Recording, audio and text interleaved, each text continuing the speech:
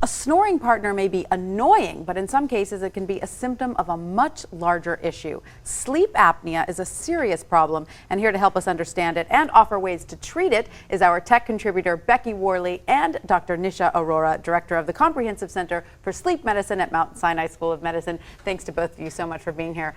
Becky, I'm going to start with you because sleep apnea is something that you've seen in your family. It's really, we could be a case study. My mom is one of 8, and 7 of the 8 have had sleep apnea diagnoses, and we're pretty sure the 8th has it, but he just doesn't want to wear the mask.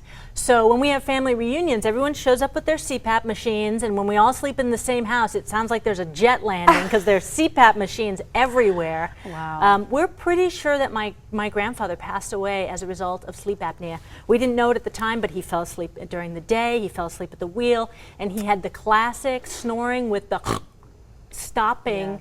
The stopping of the breathing, and he died in his sleep. So it's clearly a very serious condition. And Dr. Arora, I'm wondering, looking at Becky's family, does this demonstrate that there's definitely a genetic component? There appears to be a genetic component. There are actually multiple issues that can lead to sleep apnea.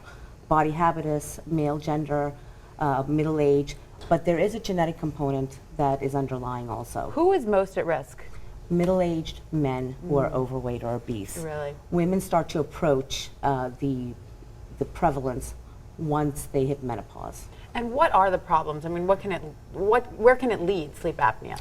So there's been a lot of investigative research done that shows that sleep apnea untreated is associated with hypertension, cardiovascular morbidity, insulin resistance, strokes, and of course neurocognitive dysfunction. Then your oxygen level is falling during the night.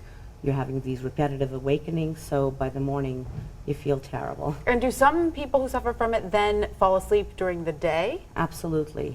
If you haven't had a good night's sleep, you're going to feel sleepy and tired during the day. Very scary. I knew someone who suffered from it who would fall asleep at the wheel, which is incredibly scary, obviously. Right. So you have some fantastic products. Becky, you brought these. Let's go through them and talk about what they do and what sort of cures are out there for people. Let's start with this CPAP. Well, I think a really important thing, and Dr. Arora will have lots of thoughts on these things too, but what I know about people and CPAP machines is they hate wearing them. And so a lot of people who've been diagnosed, they don't want to wear this gear. Exactly. So a huge part of the gear element is getting devices that make wearing the CPAP mask more comfortable. So what we're talking about is at night, people with apnea sleep with this mask, and it pushes air, right? Yes. And that's a continuous, I just know it as it feels like a jet engine. It's a column of air that keeps the upper airway, so nose, mouth, starting at the nose, mouth, down to the vocal cords, keeps it open or patent during the night. So that doesn't close. Because the lack of that air is what wakes you up.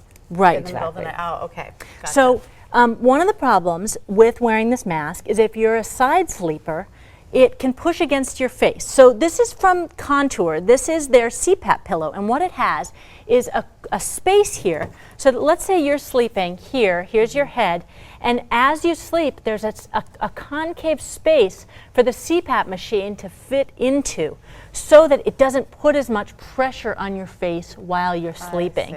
This is, that kind of contour foam here. So it's meant to be used with that, not alone. This is an accessory that hopefully for side sleepers makes it more comfortable for them to be able to wear the CPAP machine. I know there are members of my family who in their sleep rip the mask off. Exactly. Huge problem. Yeah. And Dr. Arora was telling me before the segment that there's been a lot of changes in the machines themselves. A lot of changes in the machines. The machines have gotten smarter in the sense that they can automatically adjust the pressure after sensing how much your airway is collapsing and give that exact amount of pressure, which is nice. So if you sleep on your back and you need more pressure on your back, but less on your side, the machine senses that and it gives it accordingly. Doctor, does it go without saying that before anyone try any of these products, they should go to a doctor and have a sleep analysis done to figure out what's going on? Absolutely, because you cannot diagnose sleep apnea just by symptomatology alone. Right. You have to see the events. You need to be observed overnight. Exactly. All right. Okay, great. Now let's talk about these masks. These have been around for a while, right?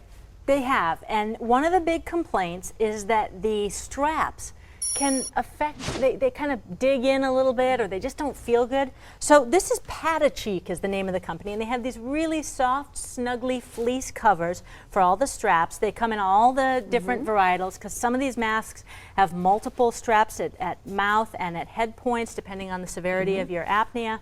I just wanted to bring out a couple of the masks that are new, the actual mask technology themselves.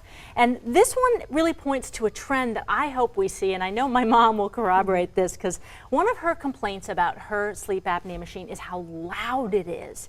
And it's really hard for the spouses too, because they have to listen to this continuous whirring.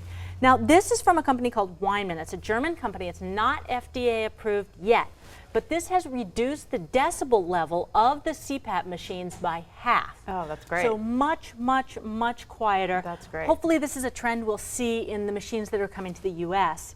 And then this is from Philips Respironics. What's neat about this mask is it has individual moving parts. So instead of being one hunk of plastic that sits on top of your face, all of these pieces move independently, and they are soft silicone, so you can see that kind of customization and individual movement would hopefully make it more comfortable and allow people who have been diagnosed with this to be consistent in their mask wearing. Now, how much of sleep apnea is just simply a problem of the position you're sleeping in? It can be positional only in some people. It can start off as just being positional, i.e. on your back, and then becoming progressively worse to all positions. And some people can be more severe in one position than the other position. So we do always test for people on their back, on their side. So is that what this helps with, positional apnea? Yes. Okay. This is the positional Zoma sleep positioning device. And so the way this works, it's intended to keep you on your side and off of your back. Okay. You know the nudge that the spouse always has to get off your back. Well, instead, what the person who's got a snoring problem, they sleep with this thing on their back. So when they're on their side, no problem. But as soon as they try to flip onto their back, this pushing into the back of the bed. Can't do it. All right. Look at all of these great products. Wow, fantastic. Thank you so much, Becky and Dr. Aurora, for all this great information. For more health and wellness news, be sure to visit the health page at abcnews.com.